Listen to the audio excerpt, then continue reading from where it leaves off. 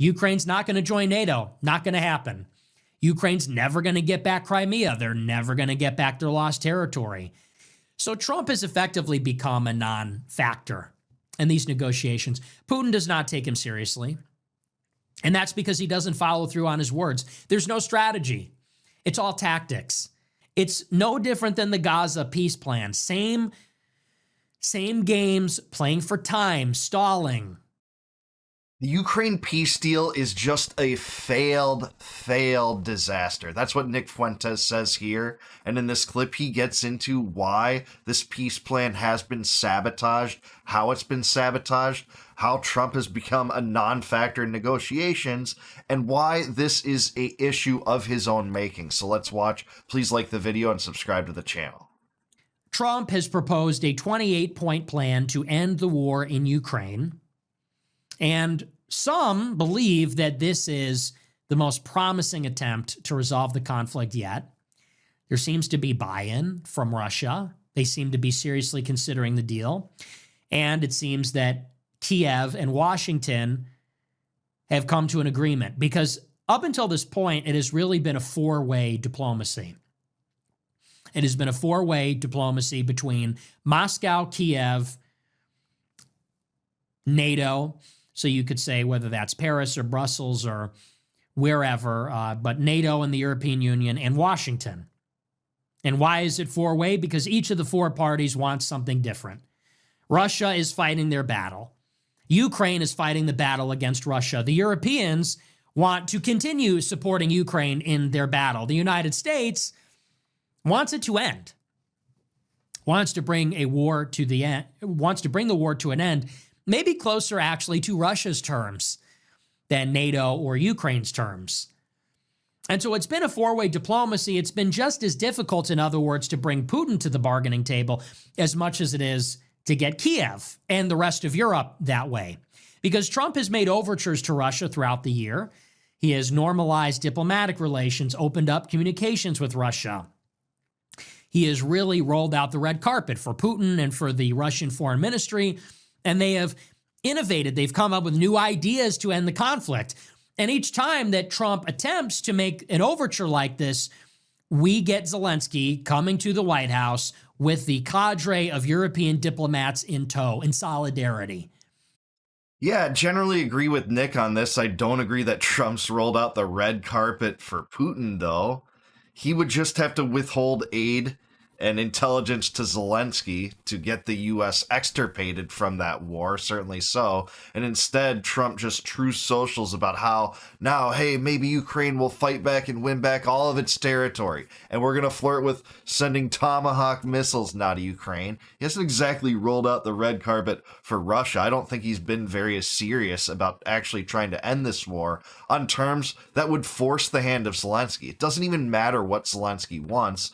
If the United States withdraws aid, that kind of is the nail in the coffin. The gig is up at that point. The Europeans can keep trying to supply Ukraine, but no party is willing to send boots on the ground to refill those that were left by the corpses of about 1 million Ukrainians. I think about 1 million casualties, not necessarily deaths, but that's what we're dealing with here. And I have less optimism than Nick that the U.S. actually wants out of this, because it's so intricately tied to the military-industrial complex, profiting off a war like this, just like it did in Afghanistan, but this time even more so, but the risks being ramped up to nuclear war in this one.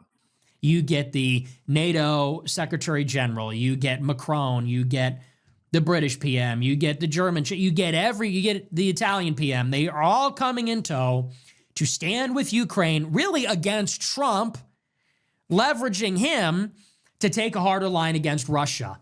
So it's juggling. It really is a juggling act. Ukraine is dependent on the United States, but the United States doesn't want to alienate Europe. Also wants to present a united front. At the same time, Washington wants to give more concessions to Russia than the rest of them do, and Russia wants to extract as much from the United States as possible. So they're leaning into the division, exploiting that tension. And so this has been the rhythm, this has been the tempo of negotiations for the past year. Yeah, generally agree with that. Also, at the beginning, he pointed in that there seems to be buy-in on the Russian side. It is true. It seems like Witkoff hammered out these original points with a representative from the Russian government in Miami, but there didn't seem to be ultimate buy-in. And whatever buy-in existed seems to be totally, dissipated into thin air now, based on how many amendments have been made to this plan, which really seems just designed to sabotage it by the neocons. We'll talk about that in a little bit, I suppose. If he talks about it, I assume he will. And with little success. The dynamic on the battlefield is very simple. Russia is winning. It has become almost fully a drone conflict. The first couple of years, the conflict was artillery, it was mechanized infantry.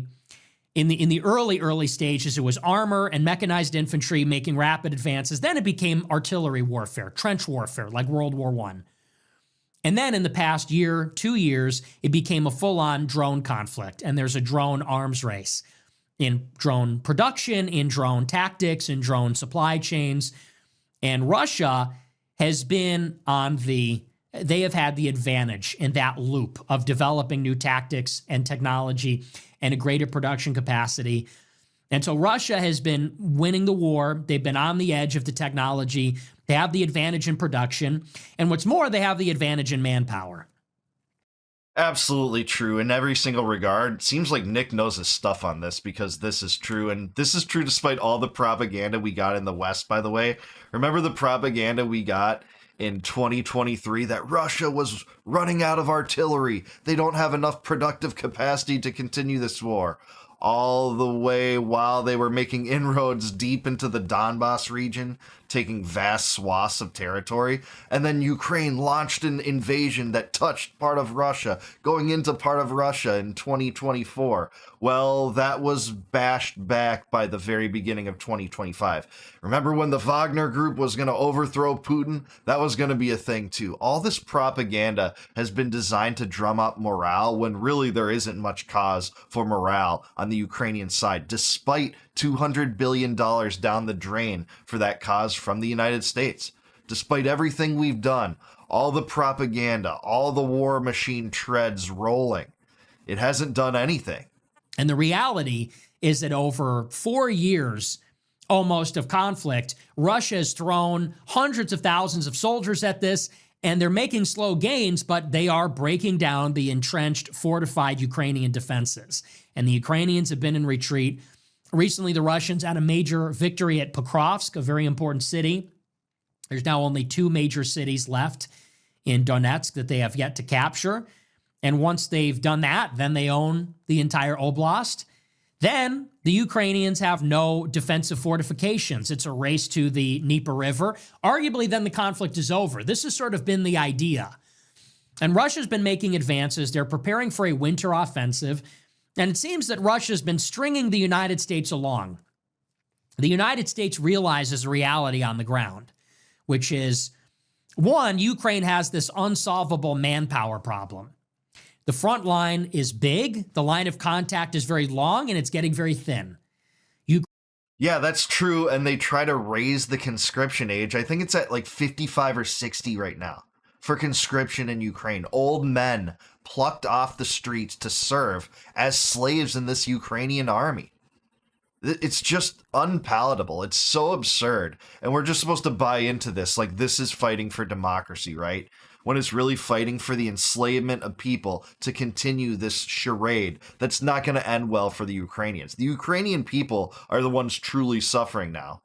Americans are too for trying to foot the bill for this, while we suffer the costs in terms of inflation and debt to come from it too. But that's correct. Also, Nick's correct about Pokrovsk. Pokrovsk is where Ukraine launched its summer 2024 offensive from, but Russia's beaten it all the way back and taken the city. It's a major victory. You're not hearing about it in the West. Why? Because you only get NATO and war machine propaganda from the West toward Russia every single time. Putin is akin to Hitler in the West, and it's just so absurd in every way. Ukraine does not have the ability to train up reinforcements, and they don't have enough of them. So they have a very thin, sparse line of contact. The soldiers that they are reinforcing the front line with are inexperienced, low morale, a lot of desertions. And so this is on a long enough timeline, this is a losing war of attrition between a very large country and a much smaller country. The other reality for the United States is that we are gearing up to be prepared to encounter China in Taiwan by 2027. We need to be ready, and we need to focus on that in terms of our supplies, in terms of missile defense, regular missiles, in terms of military production. We really need to be focused on defending the island chain in Taiwan, which is a whole different kind of theater. Hard disagree. This is the same plague and same thought process that bogged us down in a proxy war in Ukraine, that we have to defend Taiwan and the islands surrounding it. This is the right not learning the best lessons that they apply to the theater in Ukraine and Russia, understanding that that's a perilous battle that doesn't solve anything. It's not beneficial. It's just an empire building scheme on the part of the American war regime. So you just want to shift the proxy war from Russia to having one in China. Unfortunately, that's the cynical reason that a lot of these right-wing dissidents do support dislodging the United States from Ukraine. It's not, a philosophical disagreement with the war policy and our perverted foreign policy that prioritizes military operations. It's just because they want to shift those resources to a similar proxy war, but this one against China. It's so absurd. That's something I'll totally disagree with until the end of time. It's why the distant left, frankly, is way better on these issues generally, because they won't go to war with China over Taiwan at the drop of a hat. I hate to say it, but that's right. And so we need to be all in on that. We should have made that shift years ago. So we're behind the ball. We can't keep giving Ukraine $10 billion a month to fund their defense, which is inevitably going to fail against Russia. So this is why the United States has been saying, we just want to freeze the line of contact. Russia, sadly, we're going to have to give them what they've taken. We're going to have to legitimize their war of expansion, and we're going to have to accede to their demands. Ukraine's not going to join NATO. Not going to happen. Ukraine's never going to get back Crimea. They're never going to get back their lost territory. They're going to have to shrink their army. The United States cannot have a military there. Like, all of this is sort of inevitable. And totally is. They're in the driver's seat. They had the territory, and so many people in the West act as if, oh, we can be the real power brokers in these negotiations and really stick it to the Russians in them. But really, that's just a propaganda scheme to sabotage any peace plan that would yield peace. And it's not really about normalizing anything. War doesn't ensure who is morally correct about an issue. Moral issues aren't settled by the initiation of force, that's for sure. But at the same time, that's a different question than the question of whether peace is valuable. And it is for the United States. It is just to extract the United States, even if you don't get peace. That's really America first. Not getting bogged down into these absurd loops and cycles where we don't secure peace and we continue to fund Ukraine. It's just a non-starter for so many Americans working within their own communities, trying to solve their own problems. Russia knows that. And Russia's been exploiting the divisions there. It's just about the United States bringing the Europeans and Ukrainians to heel while also increasing the pressure on Putin so that it's more costly to continue the war, or rather to continue the war than to end the war. This is kind of how this arrangement has come together. And so it seems that the White House has dug in its heels. They're not going to give Ukraine any more aid. They're going to do certain things to increase pressure on Russia without really bailing out Ukraine. And like I said, that achieves the effect of imposing costs on Russia in the form of secondary sanctions, threatening long-range missile strikes, maybe other covert operations. At the same time, they're not really going to rebuild Ukraine's armed forces. We're not going to institute a no-fly zone. We're not going to allow European forces in Ukraine. And so this is where we are. And maybe this is why there is the best prospect for peace all of a sudden. Trump has proposed this plan. Like I said, it's been reviewed by Kiev. And this is so typical. This is why I'm a little bit more pessimistic than what some of the analysts would have you believe. They're saying a breakthrough is imminent. The Russians have received the proposal warmly. The Ukrainians are agreeing to it. This happens every time. which is that both Putin and Zelensky, they're stringing this guy along. And so they go to the White House and they meet with him. Zelensky goes and he meets with him and agrees to nothing. He still has more demands. And Putin goes to Alaska and meets with Trump, and there's no agreement, and there's no intention to make an agreement. And they tell him, oh, we're going to make a deal anytime now. Oh, yeah, like this looks really good. How many times have we done this? Yeah, we have done that several times, and in this case, it's no different. And he's right. At first, there was buy-in from Moscow generally, not in terms of enthusiasm, but it seemed like there was at least quasi buy-in from Moscow on this draft of 28 points that Steve Witkoff and company conjured up. But that's been amended to oblivion. They've taken out the clause that prohibits Ukraine from joining NATO. That's a total non-starter for the Russians. It makes it a dead letter. So any other provisions you would hammer out outside of that are irrelevant at that point. Russians aren't going to accept that.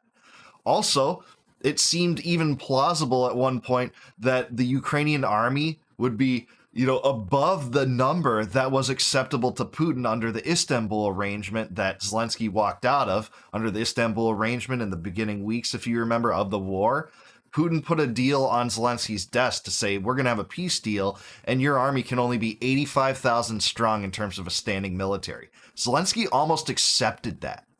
And indications are that this 28-point plan would have been even greater than that. There would have been concessions in terms of territory, which weren't on the table in 2022 for Zelensky. Zelensky could have had a much better deal, but it looks like some of the provisions of this document have been amended through the pressure of the neocons and the Ukrainians to sabotage this agreement. So I agree with Nick that it's not going to come to fruition, and it is because of these cycles that end in, utter embarrassment for the Trump administration. And each time we walk away empty-handed. You had Rubio and Lavrov meet in Riyadh earlier this year, walk away with nothing.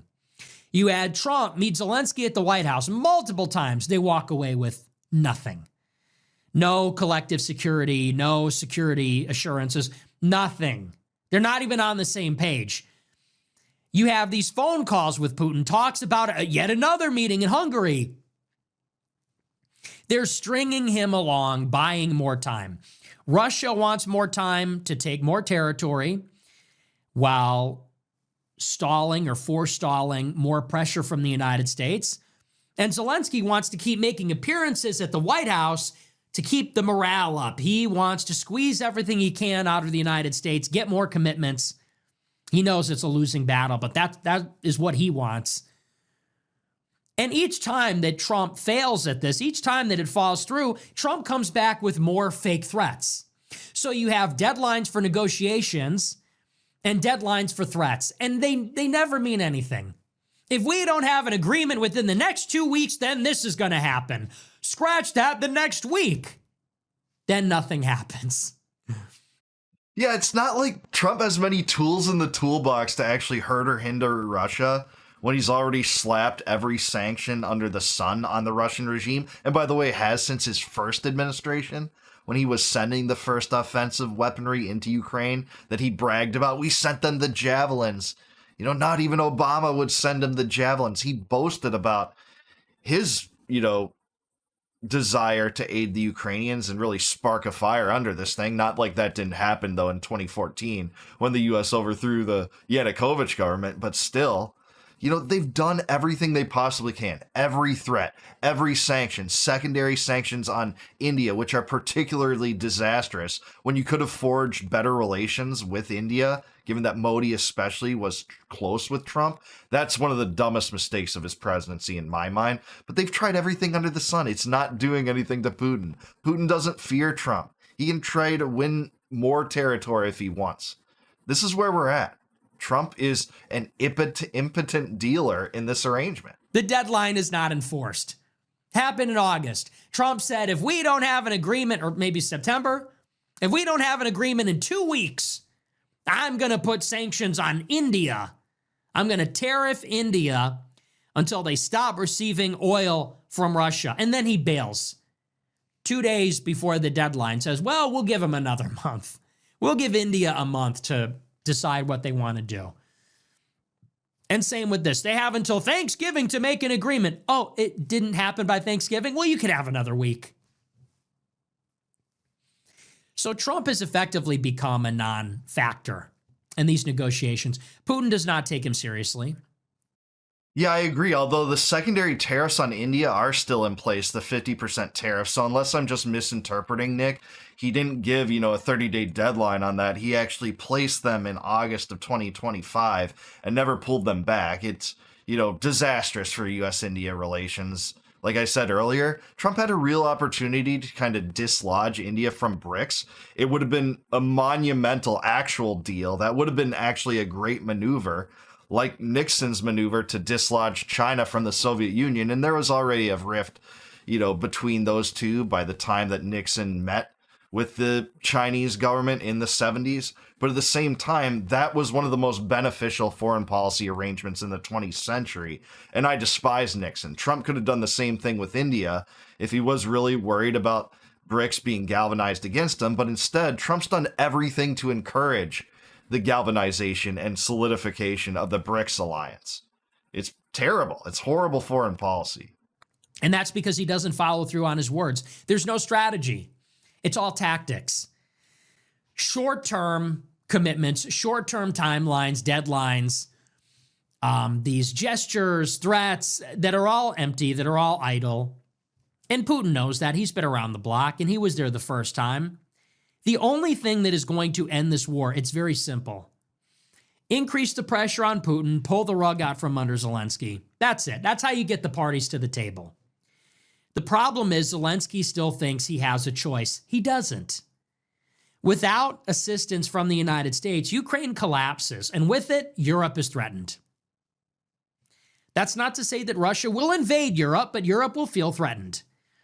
Yeah, there's no doubt they'll feel threatened, but I'm sorry, Putin has no desire to invade Poland. That would spark a nuclear war, according to the provisions of Article 5. NATO would be in a hot war with Russia. It's not something that's even conceivable. I know that's the propaganda from the warmongers in the West, to prop up more aid to Ukraine, more military strikes against Russia, but there's no indication of it. I agree with Nick, they'll think that, but they've been thinking that before, Putin invaded Ukraine. They've been thinking that before, Yanukovych was overthrown. They've been thinking it even while NATO was rushing to the east to go up along Russia's border, something that the United States would never put up with from BRICS or Russia. They couldn't overthrow the government of Mexico and put a bellicose toward the United States government there. And by the way, put dual-purpose ballistic missiles on the Rio Grande. We would not allow that. It's just absurd.